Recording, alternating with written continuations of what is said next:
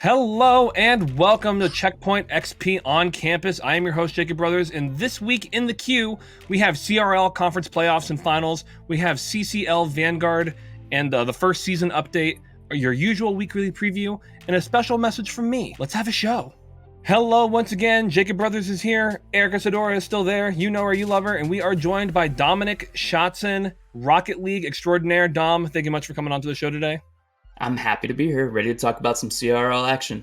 Yeah, it's been kind of wild. It's kind of come to seem like that Rocket League has now officially become the best esport, and I want to hear literally all of it. So Dom, tell us everything that we need to know. I'm going to speak about a personal bias, and I think it's one that we share. What a surprise in fall CRL 2021. UNLV, their very first season in CRL, they are your Western Conference champions.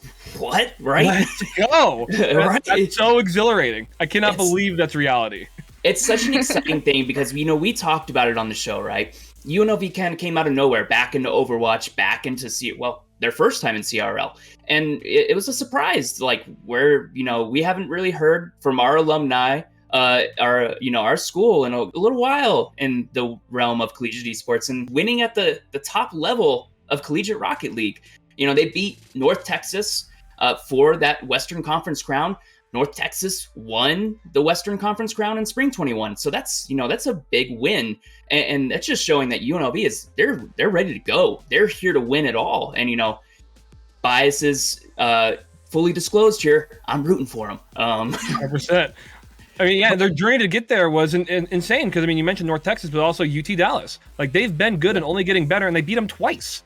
Yeah, that's right. They beat UT Dallas twice in the Western Conference playoffs, and UNLV didn't drop a game. I'm wrong. They did drop one game to UT Dallas, but they still came back and they avenged that defeat to take that Western Conference crown. And you like to see a team stand up and show their resiliency and win.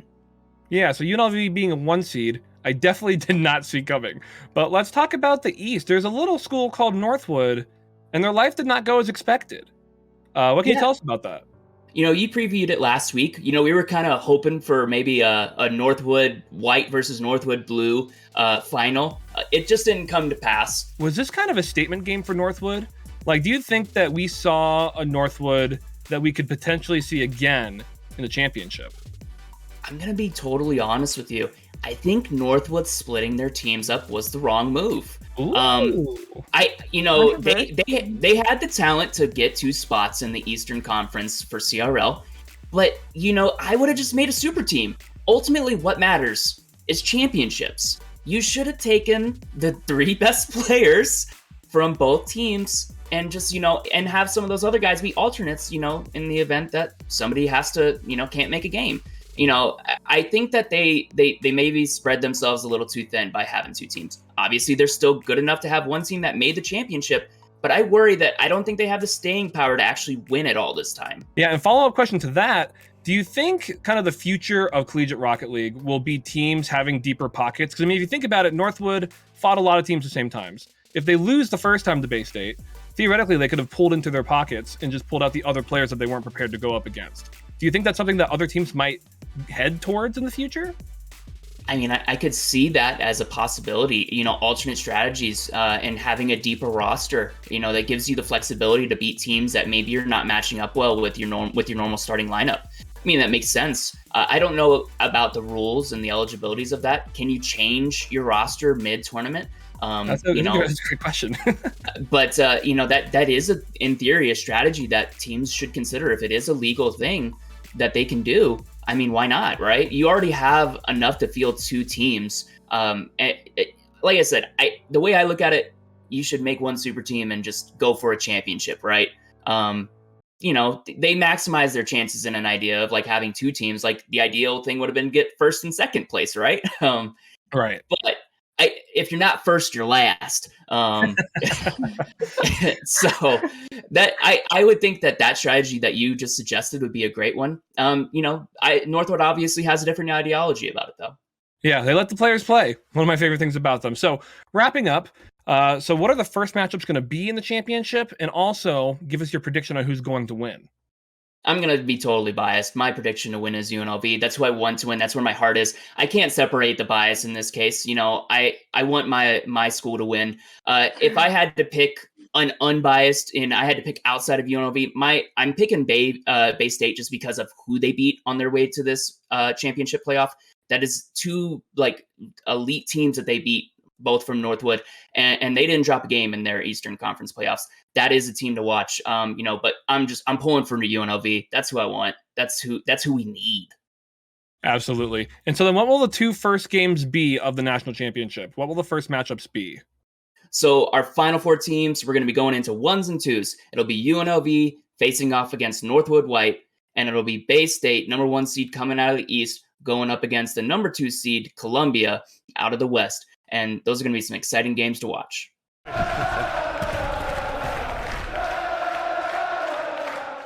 Hello and welcome back once again. Jacob Brothers is still here. Eric Sidor is still there across the metaphorical table. And College COD is finally back. I have been waiting. I love College COD. The drama is great. The competition is great. The casting is great. The broadcasting is great. It's scheduled. Everything an esports league should be is College COD. And they're coming back with a tournament first before the regular season. That's going to be their deep dive into Vanguard. So Erica, what can you tell us about this Vanguard tournament? So this event will actually be happening pretty soon. It will take place November 19th to the 21st. It will have 2 parts. So our first part will be a best of 3 matches with a total of 7 Swiss-style tournament matches rounds. And the second part will be a double elimination bracket. And there will be a huge prize pool, and that prize pool will be $2,500. The first team will get $1,500, and it will trickle down to the second and third team. But there are no expected teams yet, but we are hoping for Ottawa to show up. Jacob, what are your thoughts on that? Yeah, so the top 4 teams that happened in the last regular season was Ottawa Gold, Ottawa Black was the finals. I think it'd be kind of crazy if the top 2 teams that are the same school did not reappear at this tournament. I mean, if you think about it, for the regular season, they cleaned house with the cachet. I mean, prize pools 1 and 2 went to the same school. And so if that happens again, maybe they are the new esports dynasty, because Maryville's only done it once. And so if Ottawa does it twice, that's big a shoes statement to fill in. Yeah. Absolutely. And then third place in the last season was Concord University, and fourth being Carleton University. So it's highly likely that they'll be participating in this tournament, as well as like LSU and Alabama. There were a lot of players in the space last year, and it's pretty likely that they'll reappear. And that will be streamed at twitch.tv/collegecod. As far as the regular season, we'll do a more expanded preview as it gets closer, but registration is now open. November 16th is when it opens. So registration will be open from November 16th through January 6th. Stage 1 will begin on January 16th, and it will run through its tournament until playoffs begin in June 8th. Sometimes I have to count months in my head. June 8th. So I cannot wait to see how COD develops this season. Every season it's only gotten better. And so I can't wait to see what steps they take next. So if you want to be involved, register both for this Vanguard tournament and register for the regular season. And so we're going to throw to a big highlight. And after that, we'll be back with your weekly preview.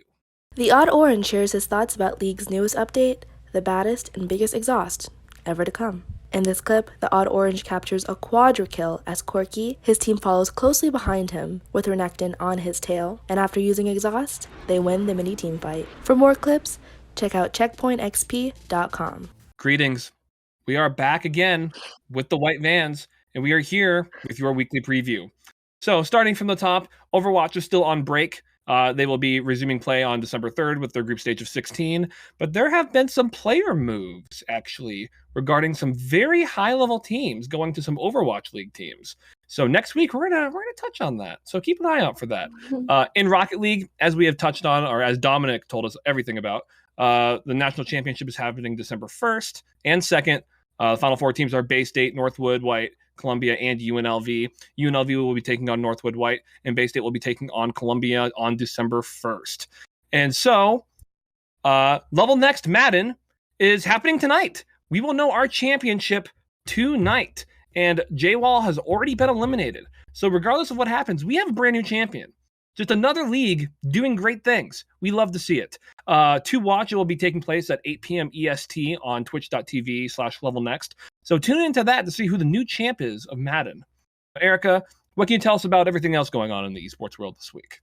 So Collegiate Valorant is still going on. We are actually entering round 2 of a new tournament that's happening. There is 100 players competing for $5,000, so please check it out at College Valorant on Twitch.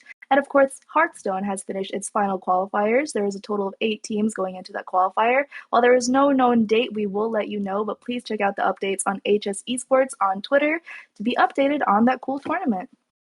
Fantastic. Thank you, Erica. And coming up next will be a very special message from me about some big things going on. So stick around for that. Hello, for the last time this week. I am Jacob Brothers, as you know and love, and Erica Sadora is also here. But I have a message to the people. I am officially now the editorial content lead of Checkpoint XP on campus. I am taking over the brand on an editorial level. And I'm moving to Houston. And so we are about to enter a new era of Checkpoint XP on campus. We are already talking to schools. We are talking to members in the community. And we want to make Checkpoint XP better for everyone. We want the brand to be helpful. We want the brand to be loved. And we want to elevate everyone in the space to a higher level that they deserve to be on. And so we are going to have a renewed focus as far as our coverage and the content that we put out. We are going to be better than ever. We are going to have a whole new level of energy going into this brand, into this show that I am so passionate about. And we are going to have more collegiate esports coverage. We're going to have more general esports coverage. We are going to do more. I am excited for the opportunities that are going to come. I'm excited for the people that we are going to talk to. And if you as a school are interested in being affiliated with us, please reach out. I'm already planning on reaching out to a handful of schools, and I want to be affiliated with as many schools as possible. We want to elevate your programs. We want to have dialogue. We want to have conversations. And I want to make this space make sense for everyone in it. And so with that, that is our show. Please reach out to me if you have any questions. I am at Jacob Brodoroki on Twitter. And I would love to talk with anyone in the space, plan interviews with anyone in the space, answer questions, anything. I want to communicate with you guys. So please reach out. Thank you for watching our show. For more, check out our content at checkpointxp.com. Remember that we will always and forever cherish and love you.